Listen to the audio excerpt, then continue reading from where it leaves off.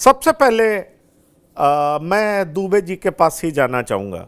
दुबे जी, उत्तर प्रदेश के लिए कल शुभ दिन है।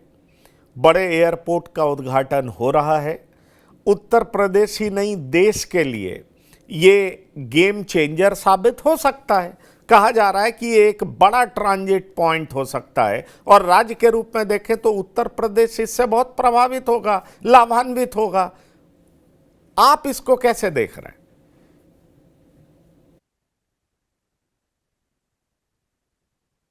अशोक यादव जी, ये सवाल आपसे। जी देखिए, जो एयरपोर्ट की बात आप कर रहे हैं पंकज जी, अगर एयरपोर्ट की ही बात मैं कर लूं, उत्तर प्रदेश के विकास को लेकर के जो आपने तमाम बातें बताई अपने टीजर में, तो एयरपोर्ट की जो मैंने देखा, अभी विश्लेषण कर रहा था मैं, कि उत्तर प्रदेश में कुल 6 डोमेस्टिक और एक इंटरनेशनल एयरपोर्ट ये विगत कुछ वर्षों में सरकार ने उद्घाटन किए, जिसमें लगभग 5 एयरपोर्ट जो डोमेस्टिक थे, इसका एक दिन उद्घाटन, वर्चुअल उद्घाटन माननीय मोदी जी ने किया था 10 मार्च 2024। एक कुशीनगर का इंटरनेशनल एयरपोर्ट था, इसका भी उद्घाटन 10 मार्च 2024 का हुआ। और चित्रकूट एयरपोर्ट, मतलब कुल मिला के 6 डोमेस्टिक और एक इंटरनेशनल एयरपोर्ट का उद्घाटन हुआ उत्तर प्रदेश में विगत 2-3 वर्षों में। और मजे की बात यह है कि 6 बंद। ये दैनिक भास्कर अखबार के मैं रिपोर्ट लेके बैठा हूं, 28/10/2025, 28 अक्टूबर 2025 का दैनिक भास्कर है, उसकी रिपोर्ट में लेके बैठा हूं। और इन जो एयरपोर्ट बंद हो चुके हैं पंकज जी, बनने के बाद, इसमें चित्रकूट एयरपोर्ट है, आजमगढ़ एयरपोर्ट, श्रावस्ती, मुरादाबाद, सहारनपुर, अलीगढ़, कुशीनगर, ये सब एयरपोर्ट जो खुले और बंद हो गए। अब ये बताइए कि जो नोएडा का जो जेयर एयरपोर्ट है, क्या सरकार इसकी गारंटी देगी कि ये भी उसी तरह से जो बाकी एयरपोर्ट जो तालियां बटोरी गई उत्तर प्रदेश के विकास को लेकर के, बड़े बड़े दावे किए गए, बड़े बड़े होर्डिंग विज्ञापन लगाए गए, 1 trillion economy, Uttar Pradesh growth engine, पता नहीं क्या क्या, तो सारा तो ठप हो गया। अब जेवर एयरपोर्ट का जो कुछ दिन चलेगा चुनाव तक इसका मामला, तो नहीं, सरकार को ये बताना चाहिए कि जैसे आपका सवाल बड़ा वैलिड है अशोक यादव जी। मैं दूसरा सवाल भी आपसे करना चाहता हूं। क्या एयरपोर्ट यहां नहीं बनाना चाहिए, या आपकी सरकार यहां से अ, आगरा ले जाना चाहती थी? आपकी सरकार में इस तरह के प्रस्ताव दिए गए थे, क्या आप उसके पक्षधर हैं? नहीं, देखिए, हमारी पार्टी का मेन मानना है कि जो ट्रांसपोर्टेशन किसी भी प्रदेश या देश के लिए मतलब सबसे मेन जो है उसका सिस्टम होना चाहिए। ट्रांसपोर्टेशन अगर किसी प्रदेश के लिए बेहतर हो सकता है तो प्रदेश के विकास में बिल्कुल सहयोग करेगा ट्रांसपोर्टेशन। अब अमेरिका ने सड़कें बनाई, सड़कों ने अमेरिका को बना दिया। इसी तर्ज पर हमारे राष्ट्रीय अध्यक्ष जी ने उत्तर प्रदेश की जिला मुख्यालयों को 4 लेन से जोड़ने का काम किया। लखनऊ आगरा जैसा एक्सप्रेसवे, वर्ल्ड लेवल का एक्सप्रेसवे उत्तर प्रदेश को देने का काम किया। तो हम लोग तो एक्सप्रेसवे, एयरपोर्ट, रेलवे, सबके विकास के लिए समाजवादी पार्टी हमेशा इसका स्लोगन देती है। लेकिन सवाल ये उठता है कि जब एक तरफ बुंदेलखंड एक्सप्रेसवे का मोदी जी फीता काट रहे थे, 2-3 महीने के बाद बरसात हुई और बुंदेलखंड एक्सप्रेस धंस गया। और मैंने 6 डोमेस्टिक और एक इंटरनेशनल एयरपोर्ट उत्तर प्रदेश का बताया नाम लेकर के कि ये खुले और बंद हो गए। तो इस तरह से उत्तर प्रदेश से 1 ट्रिलियन इकोनॉमी अचीव करेगा? ये सवाल तो बनता है। नहीं, सवाल बनता है। मुझे लगता है दीपक सोनकर जी इस बात का जवाब देंगे। फिर मैं रोड पे भी आऊंगा, इंफ्रास्ट्रक्चर पर भी आऊंगा, क्योंकि ये जो डिबेट है वो प्योरली आप कह सकते हैं डेवलपमेंट पे आधारित है। क्या चीज से किसको फायदा होता है, चाहे कोई बनाए, समाजवादी पार्टी बनाए या बहुजन समाज पार्टी बनाए या फिर बीजेपी बनाए, क्या इंफ्रास्ट्रक्चर से डेवलपमेंट होता है? और ये अगर बेहतर इंफ्रास्ट्रक्चर बन रहा है तो उत्तर प्रदेश का डेवलपमेंट होगा। सवाल ये है दीपक सोनकर जी, जो आरोप लगाया जा रहा है कि आप फीता काट देते हैं, आपकी पार्टी फीता काटती है लेकिन एयरपोर्ट बंद हो जाता है, अशोक यादव जी कह रहे हैं, जरा इस बारे में बताइए कि क्या वाकई ऐसा हुआ है? और दूसरी बड़ी बात, जो आप नोएडा जेवर एयरपोर्ट को लेकर के बड़ा हाइप क्रिएट कर रहे हैं, जो अशोक यादव जी कह रहे हैं वो फॉल्स हाइप है, फॉल्स नैरेटिव गढ़ने का प्रयास कर रहे हैं। 1 ट्रिलियन की इकोनॉमी उत्तर प्रदेश की नहीं हो सकेगी क्योंकि प्रदेश की बदहाली है, ऐसा कह रहे हैं अशोक यादव जी।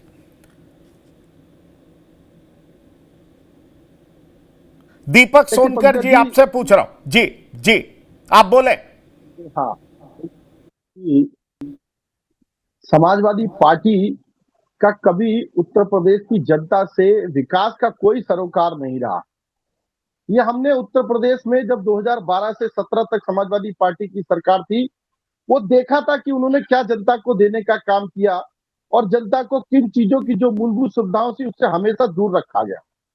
और आज जब जनता को हर प्रकार की मूलभूत सुविधाएं, इंफ्रास्ट्रक्चर, मैन्युफैक्चरिंग और देश के अंदर बड़े-बड़े और प्रदेश के अंदर बड़े-बड़े डेवलपमेंट खड़े हो रहे हैं, तो ये इनको हजम नहीं हो रहा। ये हमेशा से रहता है कि जब कहीं जनता के विकास के मुद्दे की बात आती है, तो अशोक यादव जी को और समाजवादी पार्टी के राष्ट्रीय अध्यक्ष जी को और अन्य ऐसे विपक्षी दल इनको समस्या रहती है, जिन्होंने कभी से जनता के विकास के मुद्दों से, जनता के हित के मुद्दों से कोई लेना देना नहीं रहा। इनका देना देना रहा अपराधियों से, माफियाओं से, दंगइयों से। खैर मैं उस बात पे आऊंगा, मगर आपने जिस चर्चा को लेकर के हम लोग जुड़े हैं, उस बात को निश्चित रूप से समझना चाहिए कि ये एशिया का सबसे बड़ा इंटरनेशनल एयरपोर्ट बे है और जेवर एयरपोर्ट बेस बनने से जो आपने भी अपने रिपोर्ट्स में कहा था और मैं सुन भी रहा था कि निश्चित रूप से ये जो पश्चिमी क्षेत्र है, ये पश्चिमी क्षेत्र को आज तक लोगों ने जो समझा था 2012 की 17 में भी हमने देखा था कि लोग यहाँ से पलायन करके गए थे जब मुजफ्फरनगर के दंगे यहाँ कराए गए और किन्होंने कराया ये किसी से छुपा नहीं है और उनके अपराधी कहां जाकर के बैठे ये भी देश की जनता, प्रदेश की जनता जानती है। मगर आज वही क्षेत्र जो गन और बारूद और माफिया अपराधियों के क्षेत्र से जाना जाता था, आज वो बड़े इंटरनेशनल एयरपोर्ट वे के नाम से जाना जाएगा।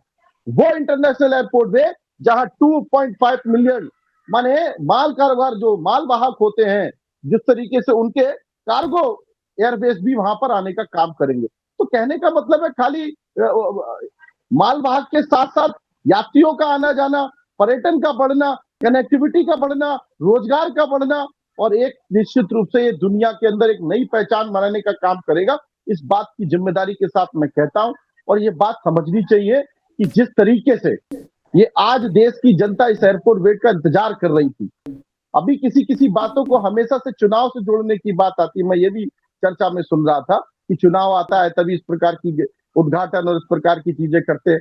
भारतीय जनता पार्टी ने जब जो कहा, जिस समय कहा, उस समय उसका शिलान्यास किया, उसका लोकार्पण किया और उसको करने का कार्य किया है। और निश्चित तौर पर यह एयरपोर्ट भी एक ऐसी जिम्मेदारी के साथ जनता के लिए समर्पित होगा, जनता के उन रोजगारों के लिए समर्पित होगा, जनता चलिए, के उन पर्यटन के लिए ठीक है, समर्पित होगा, जनता ठीक की है, कनेक्टिविटी के लिए समर्पित होगा। नहीं, पर जो पर $1 पर ट्रिलियन पर इकोनॉमी में पर आप अपनी भूमिका आप इस निभाने बात का काम भी करेगा। जवाब दे देते, ये जो कह रहे हैं कि कई एयरपोर्ट्स के फीता कटे पर वो बंद पड़ा है और ये एक मीडिया रिपोर्ट का भी हवाला दे रहे हैं, अगर आप उसका भी जवाब दे देते तो बेहतर होता, इनको जवाब मिल गया होता।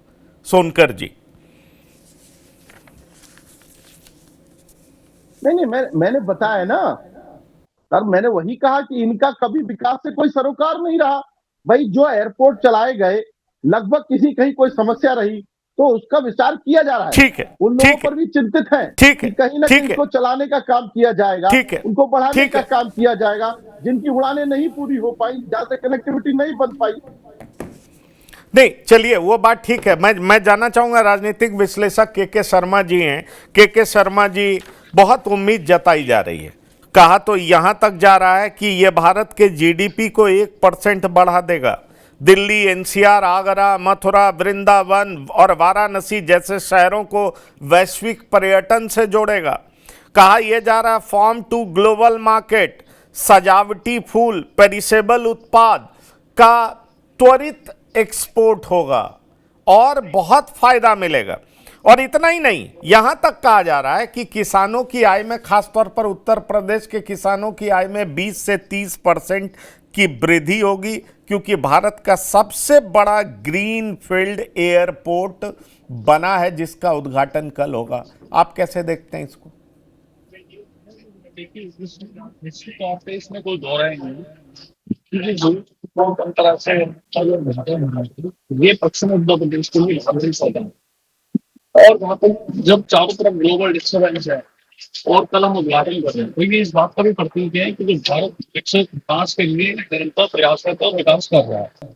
जहाँ तक इस एयरपोर्ट से आसपास के डेवलपमेंट की बात है, तो जेवर क्योंकि नोएडा में आता है, गाजियाबाद है, फैजाबाद है और जो आसपास के लगे हुए क्षेत्र हैं, उसमें कोई शक नहीं है, वहाँ पे रोजगार बढ़ेगा, टूरिज्म बढ़ेगा, टैक्सी, होटल इंडस्ट्री और जो कार्गो का आना जाना, नए नए बिजनेस बढ़ेंगे।